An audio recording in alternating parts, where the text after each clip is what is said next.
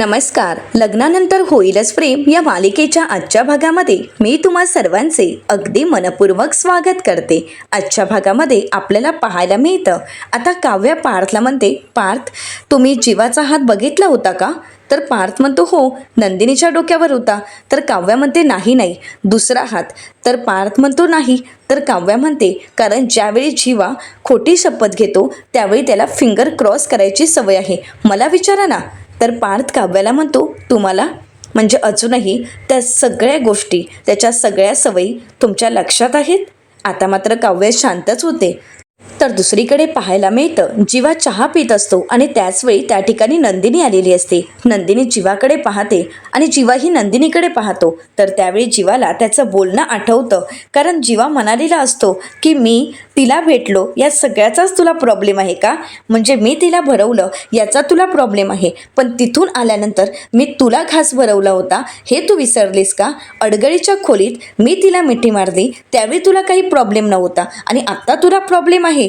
या सगळ्या गोष्टी जीवा अगदी धडाधड नंदिनीसमोर बोललेला असतो. आणि त्यानंतर जीवाला नंदिनीचंही बोलणं आठवतं की मी सरोगसीसाठी आर्याला निवडून खूप मोठी चूक केली आहे असं मला वाटतंय आणि आता भविष्य सांगायला मला दुसऱ्या कुठल्याही गुरुजींची गरज नाहीये, मी तुम्हाला सांगते असं म्हणत नंदिनी जीवाला म्हणालेली असते की आपल्या आयुष्यात पुन्हा एकदा 16 डिसेंबर येणार. आता इतिहासाची पुनरावृत्ती होणार आहे. इथे आपल्या घरात, आपल्या आयुष्यात 16 डिसेंबर पुन्हा येणार आहे. आता हे ऐकल्यानंतर जीवाला तर धक्काच बसतो आणि त्या सगळ्या गोष्टी जीवाला पुन्हा एकदा आठवत असतात. आता नंदिनी जीवाशी काही बोलत नाही ना जीवा नंदिनीशी. आणि आता नंदिनी तिथून निघून जाते. नंदिनी आरशासमोर उभी राहून हातामध्ये बांगड्या घालत असते. इथे मात्र जीवाला सगळे जुने क्षण आठवत असतात. नंदिनी आणि जीवाने एकत्रच घालवलेला वेळ, जीवाला बरं नसताना दोघांनीही एकत्र मिळून पिलेली ती चहा आणि ते क्षण आठवताच जीवा आपल्या हातातील बशी बाजूला ठेवतो आणि नंदिनी मात्र त्याच गोष्टींमध्ये हरवून गेलेली असते. नंदिनीच्या डोळ्यात अश्रू असतात, कारण जीवाने आर्याची काळजी घेणं, पावसात भिजलेल्या आर्याचे केस पुसून देणं, हे सर्व क्षण नंदिनीला आठवतात आणि तिला खूप वाईट वाटतं. आणि त्याचवेळी जीवाचा फोन आलेला असतो. जीवाचा फोन वाजत असतो, पण जीवा मात्र त्या सगळ्या गोष्टींमध्ये हरवून गेलेला असतो. नंदिनीचं वागणं जीवाला अजिबात आवडलेलं नसतं आणि यामुळे जीवाला खूप त्रास होत असतो. आता नंदिनी पाहते तर डॉक्टर म्हणून फोन आलेला असतो. आता नंदिनी जीवाशी काही न बोलता जीवाच्या समोर मोबाईल आणून ठेवते. आता जीवा पाहतो तर डॉक्टरांचा फोन असतो आणि म्हणूनच जीवा लगेच फोन उचलतो आणि म्हणतो, हा डॉक्टर बोला ना. नाही संध्याकाळची नको, कारण या गोष्टीला मला अजून उशीर करायचा नाही आहे, कारण ही गोष्ट लवकरात लवकर संपणं हे माझ्यासाठी खूप गरजेचं आहे. मला दुपारचीच अपॉइंटमेंट मिळेल का? असं म्हणत आता जीवाने दुपारची अपॉइंटमेंट घेतलेली असते. जीवा म्हणतो, हो, कारण मला या सगळ्यातून लवकरात लवकर सुटका हवी आहे. हो, काही हरकत नाही, मी दुपारी 1 वाजता पोहोचेन ना. चालेल, मला 1ची अपॉइंटमेंट चालेल, थँक्यू सो मच. असं म्हणत आता जीवा फोन ठेवतो. आता नंदिनीला राहवत नाही आणि म्हणूनच नंदिनी पुढे येते आणि जीवाला प्रश्न करत म्हणते, कोण डॉक्टर? तुम्ही कोणाशी बोलत होता? जीवा मात्र काहीच बोलत नाही.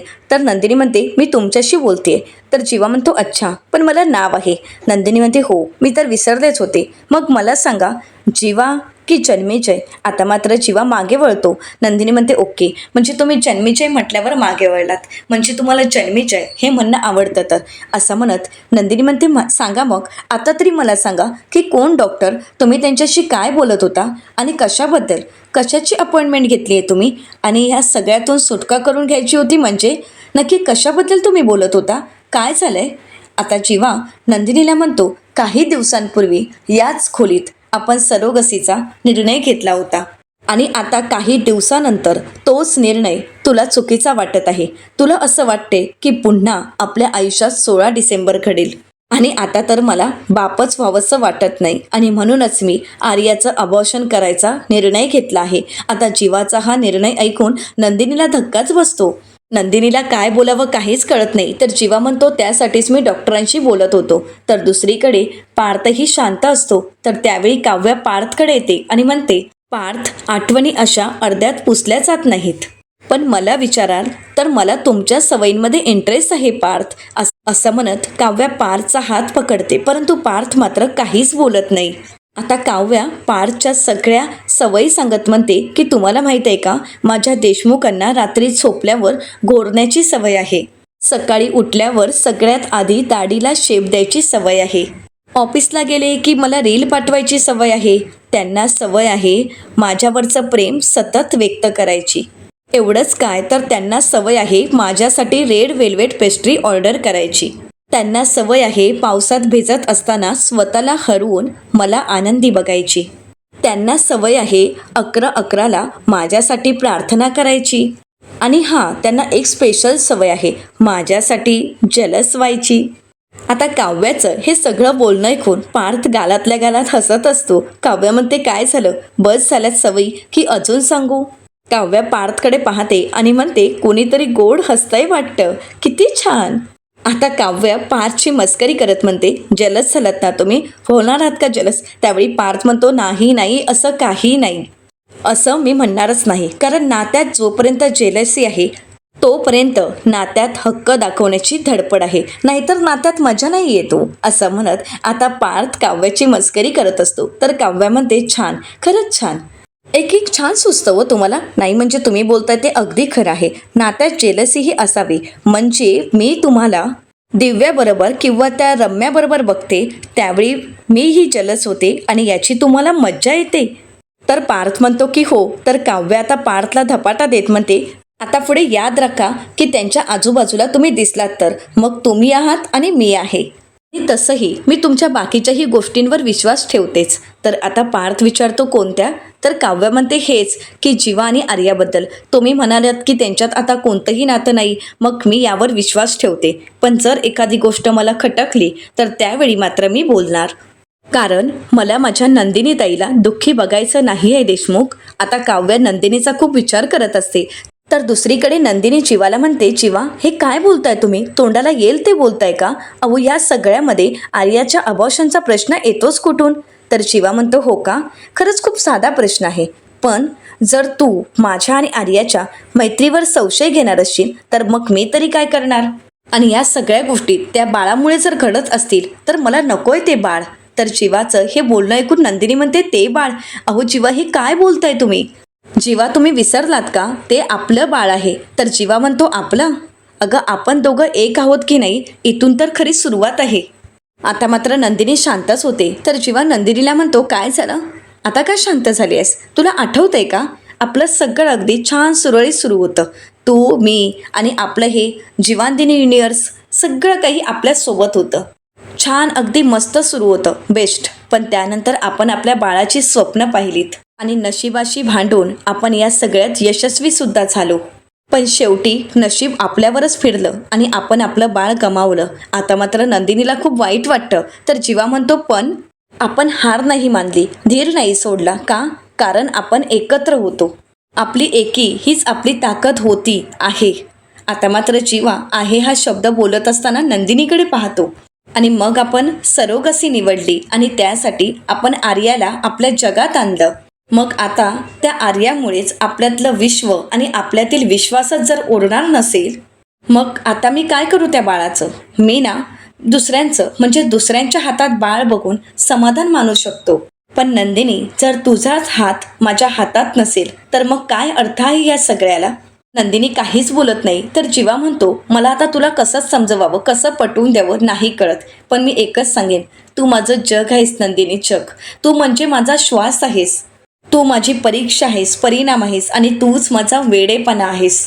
इन शॉर्ट सांगायचं तर तू म्हणजे माझं सर्वस्व आहे. परंतु आता जर एका तिसऱ्या व्यक्तीमुळे आपण वेगळे होणार असू, आपल्यात भांडणे निर्माण होणार असतील, आपल्यात दुरावा येणार असेल तर मला ते नको आहे. हे बघ नंदिनी, तू सोडून मी दुसऱ्या कोणाचा विचारही करू शकत नाही. हा आता नंदिनी, तुला जर असं वाटत असेल की आर्याच्या मनात माझ्याबद्दल तसं काहीतरी आहे तर मग आपल्याला हे सगळं काही थांबवायला हवं, हो की नाही. नंदिनी तर काहीच बोलत नाही. तर जीवा नंदिनीला म्हणतो कारण आपलं नातं हे प्युअर आहे, प्युअर, त्यावर कोणत्याही प्रकारचा डाग मला लावायचा नाहीये. नंदिनी खूप रडत असते कारण आता तिला खूप वाईट वाटत असतं. तर जीवा नंदिनीला म्हणतो सरोगसी हे पुण्याचं काम आहे, खरंच खूप मोठं पुण्याईचं काम आहे.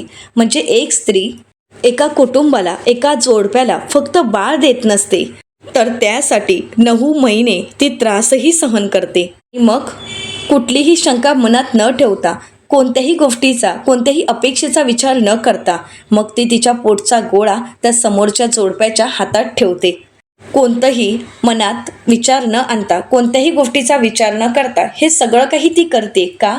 तर तिच्या मनात कोणत्याही अशा गोष्टींचा विचार नसतो. आणि म्हणूनच तर मला असं वाटते की हे तर एक पुण्याचं काम आहे. लाखात एक म्हणतात ना, तसं पुण्याचं काम. आणि आता आपल्यात जे काही घडतंय त्यानंतर मला लोकांच्या मनात असं कोणतंही एक्झाम्पल बनवायचं नाही आहे की ज्यामुळे लोकांना सरोगसीची भीती वाटेल. चूक माझी आहे, कदाचित आर्याचीही असेल, पण या सगळ्या चुका आपण वेळेत सुधारूया. या सगळ्यातून लवकरात लवकर बाहेर पडूयात. आपण या सगळ्या गोष्टी वेळीच थांबूयात. सगळ्या गोष्टी वेळेत संपवणं हे आपलं काम आहे. आणि म्हणूनच मी डॉक्टरांची अपॉइंटमेंट घेतली आहे. म्हणूनच आज आपण आर्याचं ॲबॉर्शन. तर त्यावेळी नंदिनी जीवाच्या तोंडावर हात ठेवत जीवाला हे शब्द, हे वाक्य बोलण्यापासून थांबवते. नंदिनी जीवाला म्हणते, चूप, किती बोलाल, आता मला पण बोलू द्यात. असं म्हणत नंदिनी आता जीवाला शांत करत आपल्या मनातील भावना व्यक्त करायचं ठरवते. तर दुसरीकडे पाहायला मिळतं काव्या पार्थना म्हणते, बरं चला आता मी थोडं अभ्यासाला बसते, कारण एक्झाम जवळ आले आहेत. बरं तुम्ही आज मला क्लासला सोडाल ना? तर पार्थ म्हणतो, नाही. काव्या म्हणते, काय नाही म्हणालात? चक्क तुम्ही मला नाही म्हणालात म्हणजे पार्थ देशमुख ग्रीन फ्लॅग मला नाही म्हणतायत? तर पार्थ म्हणतो, ग्रीन फ्लॅग म्हणा, निळा काळा कोणता म्हणायचा आहे तो म्हणा, कारण मी तुम्हाला म्हणतोय की आज क्लासला जाऊच नका, दांडी मारा. आता हे ऐकल्यानंतर काव्या पार्थकडे पाहते आणि विचारते की का? तर पार्थ म्हणतो, असं काय करताय काव्या? हे बघा, असं म्हणत पार्थ काव्याला मोबाईल दाखवत म्हणतो, आज सोनोग्राफीची डेट आहे, विसरलात का तुम्ही?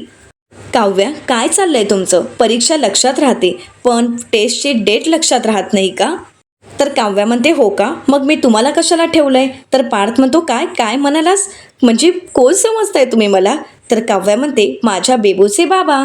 तर काव्या पार्थना म्हणते, पार्थ काय आहे ना, म्हणजे आज सकाळपासून मला कोणता त्रास होत नाहीये, मळमळत नाहीये, चक्कर आल्यासारखं होत नाहीये किंवा थकल्याही सारखं वाटत नाहीये. त्यामुळे काय आहे की आज मी ठरवलं आहे की आजचा अख्खा दिवस फक्त अभ्यास करायचा आणि उद्याचा दिवस मी याच्यासाठी देईन. डन, सोनोग्राफी उद्या करू आपण.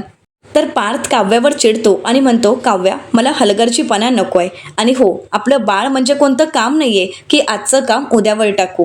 तर काव्या म्हणते, देशमुख, मी असं काही बोलतच नाहीये. मला फक्त इतकंच म्हणायचं आहे की आज माझी बॉडी मला साथ देते आणि माझी तब्येत अगदी ठीक आहे. तर आज मी अभ्यास करून घेते. सोनोग्राफी काय आपण उद्या करू.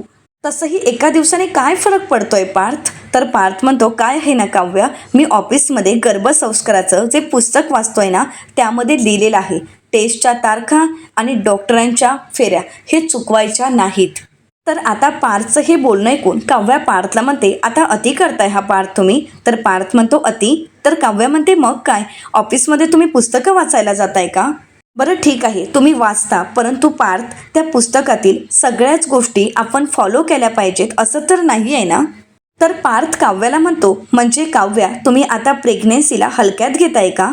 तर पार्थचं हे बोलणं ऐकून काव्या काही बोलणार, परंतु काव्याला काही बोलायचं काहीच कळत नसतं. काव्या म्हणते, नाही पार्थ, आता तुम्ही मात्र खूप मोठा आडमुठेपणा करताय.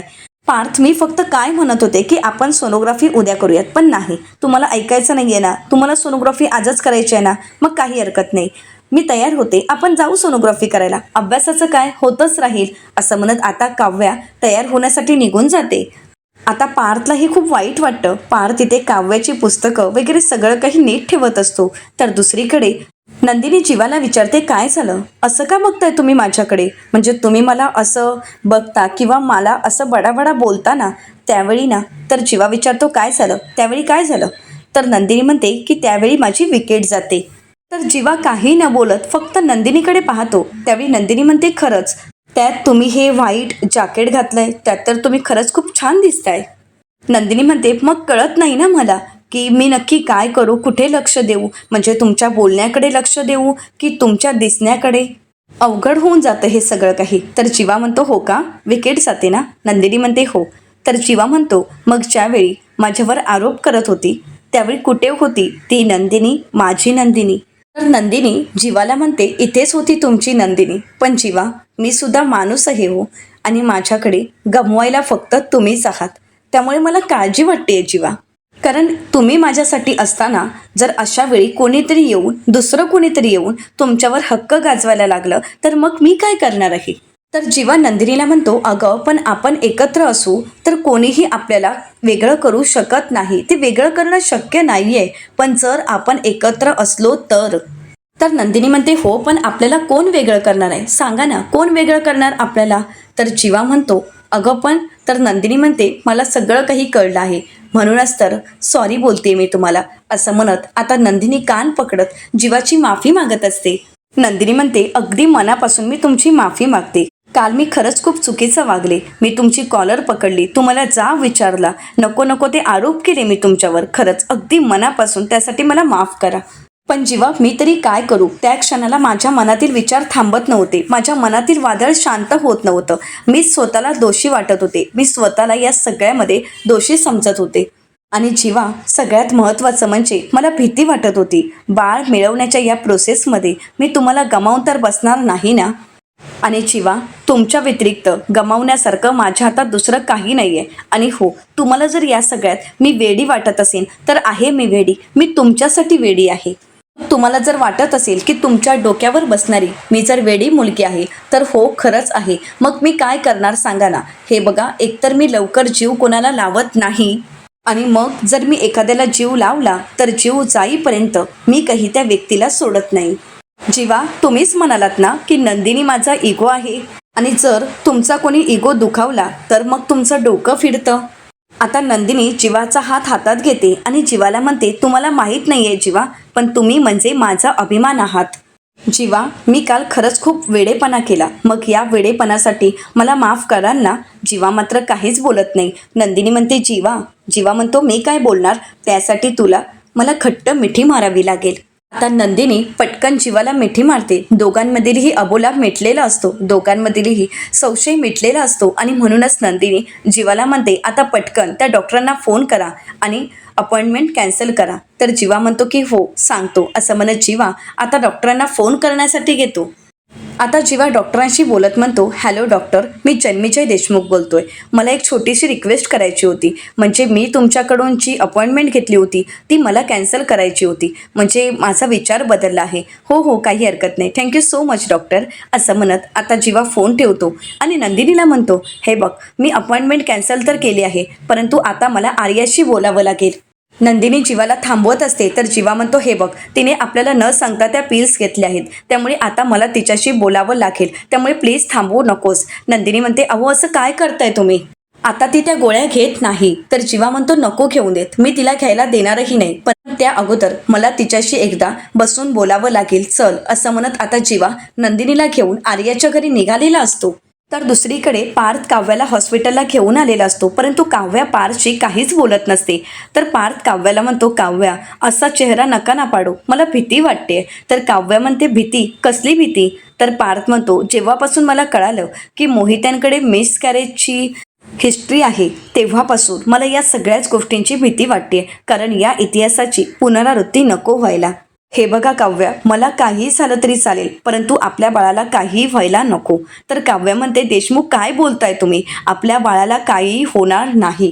अहो पार्थ, आत्ता कुठे मी या भीतीला कसं हँडल करायचं हे शिकते, आणि तुम्ही का घाबरताय.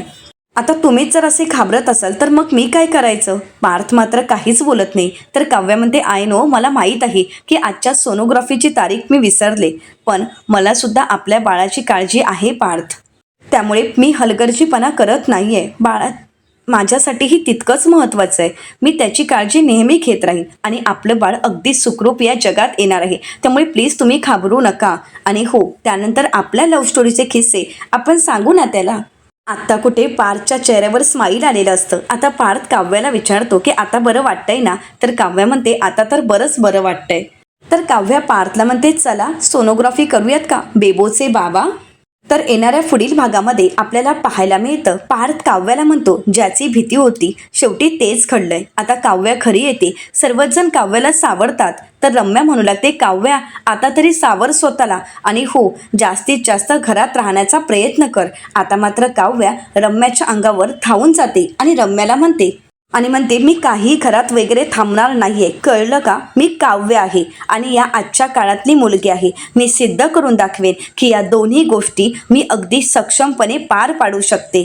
आता काव्याचा हा कॉन्फिडन्स पाहून रम्याला हसायला येत असतं आणि घरातील सर्वांनाच काव्याची काळजी वाटत असते. तर आता काव्य या सगळ्या गोष्टी अगदी नीट सावरू शकेल का, हे पाहणं अतिशय रंजक ठरणार आहे. मित्रांनो, अशाच मालिकांचे नवनवीन अपडेट पाहण्यासाठी चॅनलला नक्कीच सबस्क्राईब करा.